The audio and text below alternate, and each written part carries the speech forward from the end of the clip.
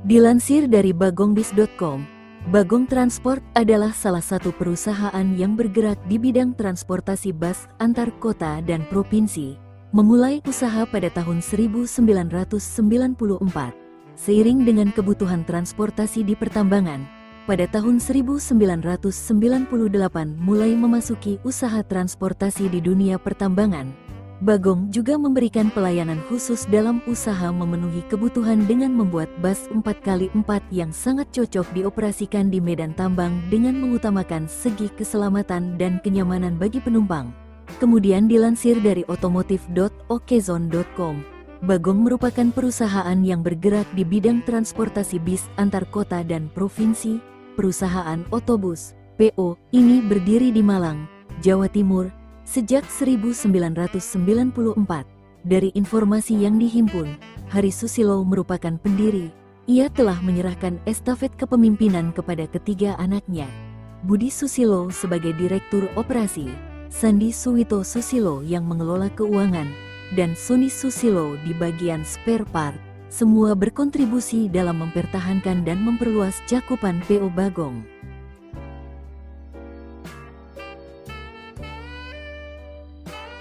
Berawal dari garasi di Malang hingga menjadi salah satu pemain utama di industri transportasi bis Indonesia, PO Bagong sukses melesat. Dalam sejarah berdirinya PO Bagong, terdapat momen penting ketika mereka mulai memasuki sektor pertambangan pada 1998. Satu langkah yang mengukuhkan posisi mereka di industri transportasi. Namun, perjalanan ini tidak terlepas dari tantangan, terutama dengan kepergian salah satu pendiri, Hari Susilo, pada Agustus tahun 2021. Sosok yang dijuluki Ko Hari ini diingat sebagai pemimpin yang visioner dan inovatif. Saat ini, PO Bagong di bawah naungan PT Bagong DKK Makmur tidak hanya fokus pada transportasi umum, tetapi juga jasa penyewaan bis.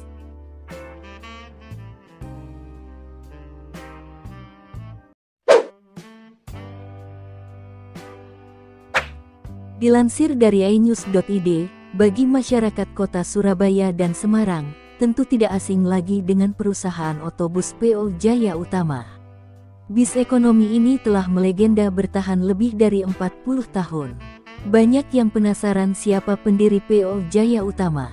PO bis tersebut ternyata didirikan seorang ibu bernama Ratna Chandrawati pada 1975. Ini diungkapkan Brianda V. Sucitro, generasi ketiga PO Jaya Utama di kanal YouTube Perpals TV. Dia menuturkan, saat itu sang nenek Ratna menjalani usaha jualan susu di pinggir jalan. Kemudian saudaranya pemilik PO Bis Eka menyarankan bergelut di usaha transportasi bis. Pada awalnya membuka trayek Surabaya Banyuwangi namun gagal. Akhirnya mencoba membangun trayek bis Surabaya Solo, namun persaingan ketat. Kemudian membuka trayek Surabaya Semarang, ujar Brian. Meski gagal beberapa kali, dia mengungkapkan, sang nenek tidak pantang menyerah. Saat itu, bis yang digunakan bermacam-macam, ada Mitsubishi, Mercedes-Benz dan Hino. Namun, ini merepotkan dalam perawatan karena spare part terlalu banyak, akhirnya memilih sasis Hino. Usaha dikontrol sendiri mak nenek ke lapangan sampai 2002. Bekerja sendirian kemudian didampingi ayah, kata Brian.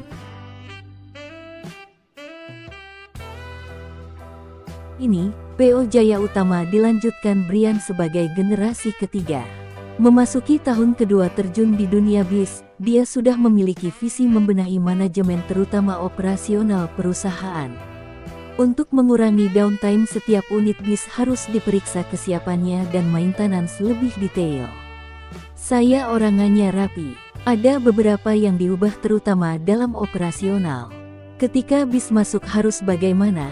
Terutama maintenance, jangan sampai bis masuk turun mesin, katanya. Brian menyebutkan, untuk pelayanan maksimal perusahaan harus meminimalkan kerusakan armada dengan menerapkan standar perawatan yang kuat dan tepat. Hal menarik dari PO Jaya Utama, mereka tetap konsisten pada layanan bumel dengan menyajikan kondisi bis yang baik.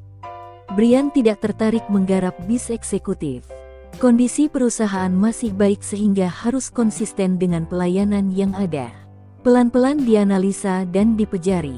Dilihat dulu, diobservasi. Cocok di mereka kan belum tentu cocok di kita, ujar Brian. Dia mengaku hal menarik dalam bisnis angkutan bis ekonomi adalah bersaing rebutan penumpang. Kalau datang ke terminal melihat rebutan penumpang, katanya. Meski demikian, Brian mengingatkan sesama PO bis terutama dalam satu jalur tidak saling mematikan. Namun, bersatu dan mencari solusi agar angkutan bis semakin diterima dengan baik. Kalaupun bersaing adu pelayanan terbaik, bukan perang harga, ujar Brian.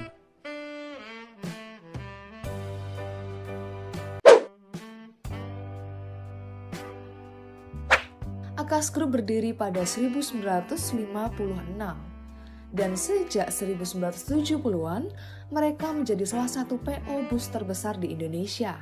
Bagi yang belum tahu, nama Akas sendiri merupakan singkatan dari Ahmad Karman Ali sekeluarga. Akas Group memiliki 4 anak perusahaan, yakni Akas 1, Akas 2, Akas 3, dan Akas 4.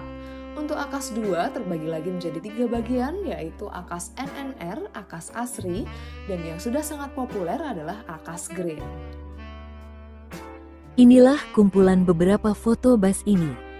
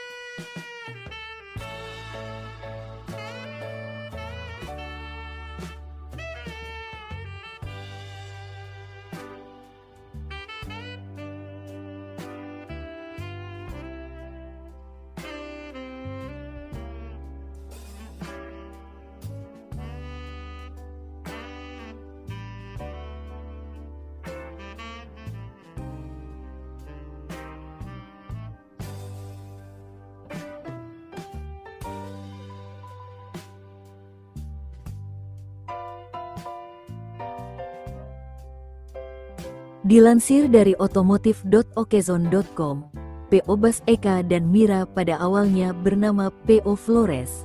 Pendiri PO ini yang bernama Fendi Haryanto mendapat ide membuka usaha di bidang transportasi bus pada 1971. Sedangkan nama Flores berasal dari nama toko kainnya yang ada di Jalan Mojopahit 188 Mojokerto. PO yang masih muda ini melayani trayek Surabaya-Solo PP. Sejak awal berdiri, PO ini sangat diminati oleh penumpang karena PO Flores dapat melaju dengan kecepatan tinggi. Namun, PO ini terpuruk usai bus yang sedang menuju ke Yogyakarta membawa rombongan siswa SMP mengalami kecelakaan lantaran ditabrak oleh kereta cepat Pasar Senen Solo balapan dan memakan banyak korban jiwa. Akibat dari kejadian naas ini terjadi pada 1981 itu membuat PO ini dilarang untuk beroperasi lagi di Jawa Tengah oleh DLLAJR yang sekarang berubah menjadi Dinas Perhubungan. PO ini mulai ditinggalkan penumpang usai kejadian tersebut. Namun, pemilik PO memutar otak agar bisnisnya kembali berjalan dengan cara meluncurkan PO baru, yakni PO Eka dan Mira. Nama PO ini diambil dari nama anak-anaknya. Dua PO ini kemudian beroperasi secara bergantian. PO Eka menuju Surabaya dari pagi ke sore, sedangkan PO Mira sebaliknya. PO ini tetap bertahan hingga saat ini. Inilah kumpulan beberapa foto bus ini.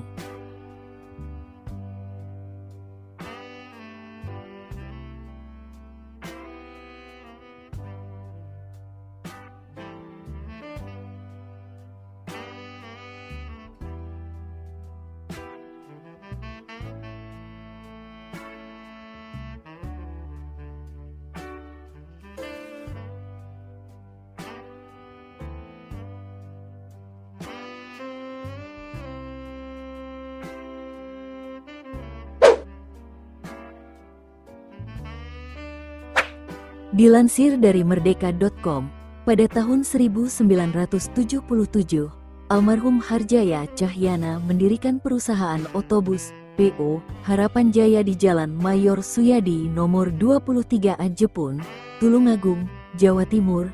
Pada masa awalnya, perusahaan ini hanya memiliki 3 armada bus yang melayani trayek Tulungagung, Kediri, Surabaya pergi pulang, PP.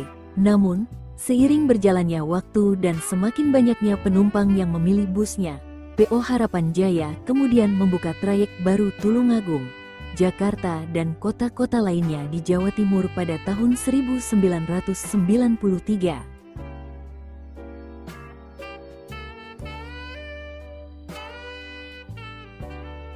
PO Harapan Jaya terus berupaya menjadi operator bus pilihan utama masyarakat Indonesia dengan membuka trayek baru keluar Pulau Jawa. Pada tahun 2017, perusahaan ini melayani trayek dari Blitar ke Lampung melalui Cikarang, Bekasi, Jakarta, Bogor, Tangerang, dan Merak. Setahun kemudian, PO Harapan Jaya juga membuka trayek baru dari Surabaya ke Palembang yang lebih panjang. Perusahaan ini tidak hanya konsisten membuka trayek baru, tetapi juga menjadi yang terdepan dalam hal layanan.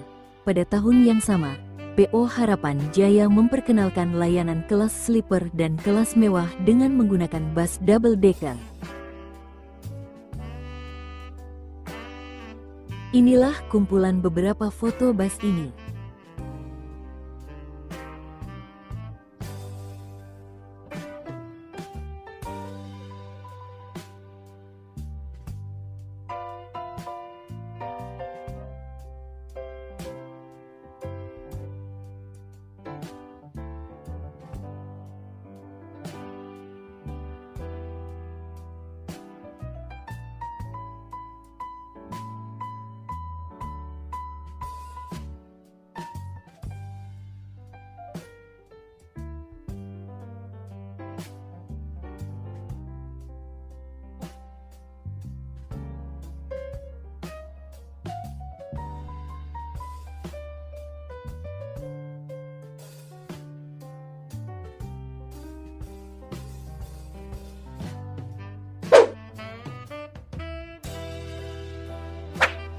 Dilansir dari WordPress, PO Sumber Group, PO Sumber Kencono didirikan oleh Setyaki Sasongko di Sidoarjo, Jawa Timur pada 1981.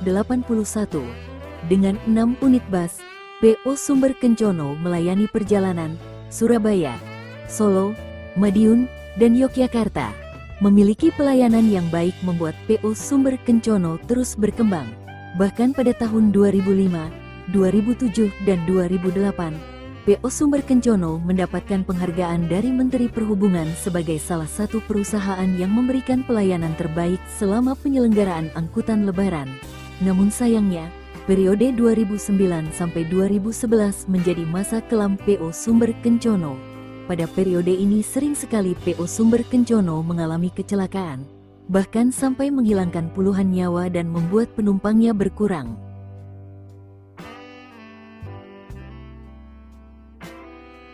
Sanksi pengurangan armada sebanyak 40% pun dilakukan selama 1 minggu.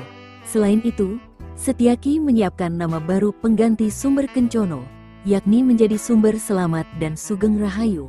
Pada 2012, Sumber Kencono mulai dihilangkan. Selain itu, manajemen juga membuat sanksi bagi para pengemudi yang mengalami kecelakaan, ugal-ugalan, dan melanggar batas kecepatan. Hasilnya, perlahan jumlah kecelakaan mulai berkurang dan kembali dipercaya oleh masyarakat.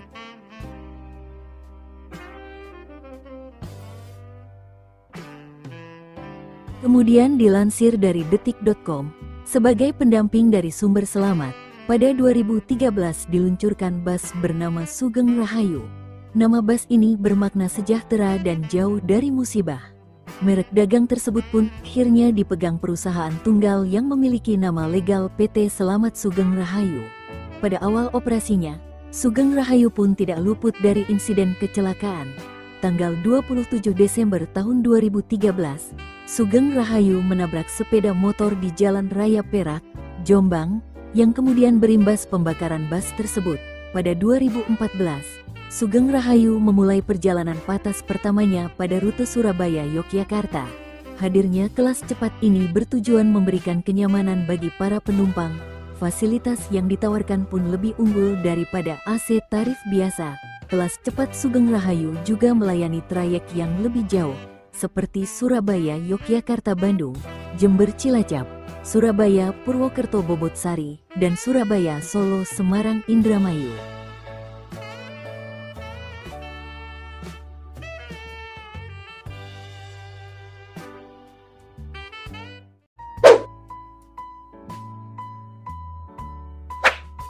Dilansir dari enews.id, perusahaan otobus, PO, Menggala merupakan salah satu dari sekian PO yang melegenda di Indonesia. Namun, banyak yang mengira PO Menggala dimiliki orang Surabaya, Malang atau wilayah Jawa Timur, namun nyatanya bukan. Perusahaan keluarga ini didirikan dan dikembangkan keturunan dari Pulau Seberang, tepatnya Singaraja, Bali. Jadi kalau di Bali, di Singaraja Bapak lebih dikenal dengan Pak Bas, keponakan-keponakannya panggil Om Bas, Pak Bas. Alhamdulillah sampai akhirnya sekarang punya Bas. Itu karena Bapak nama aslinya Busyairi Mustafa, kata Firman, anak pendiri PO Menggala dikutip dari kanal YouTube Perpals TV.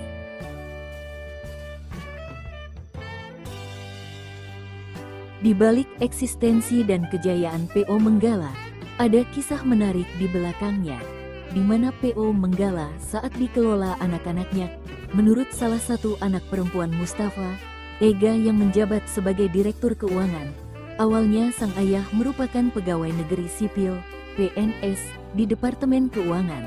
Namun, jiwa bisnis sang kakek yang merupakan pebisnis tulen ternyata turun kepada ayahnya. Ini yang membuatnya tidak nyaman saat menjadi PNS. Pada 1975 dimulai dari satu bus bekas buatan India yang dibeli dari Bandung, Jawa Barat. Bus tersebut dipakai jurusan Surabaya-Banyuwangi. Singkat cerita, akhirnya Bapak resign dari PNS dan konsen di bus. Meskipun awalnya berdarah-darah, kata Ega dikutip dari kanal YouTube Perpals TV.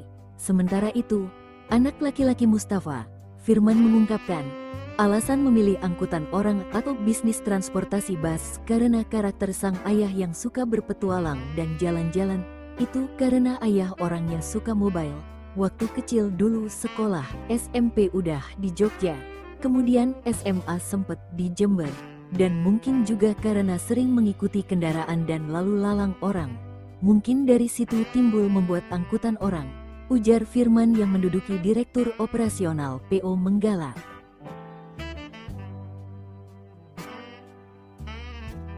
Perusahaan tersebut kini sudah beroperasi lebih dari 40 tahun. PO Menggala menyediakan bus eksekutif dengan fasilitas lengkap. Adapun fasilitas yang ditawarkan, yaitu AC, LCD TV, toilet, reclining seat. Armadanya pun berasal dari sejumlah sasis ternama, seperti Mercedes-Benz, Mitsubishi dan Golden Dragon. Bus eksekutif tersebut melayani trayek Surabaya-Denpasar dan Surabaya-Singaraja. Selain bus eksekutif, PO Menggala juga memiliki trayek reguler Surabaya-Malang dan bus patas dengan trayek sama. PO Menggala sampai saat ini masih eksis dan menjadi pilihan masyarakat pengguna angkutan bus.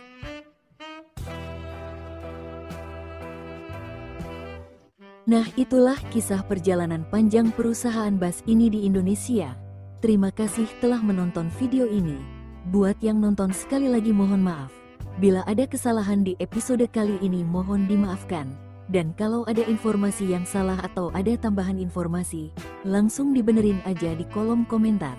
Semoga bermanfaat, sampai jumpa di next video. Semoga bahagia semua.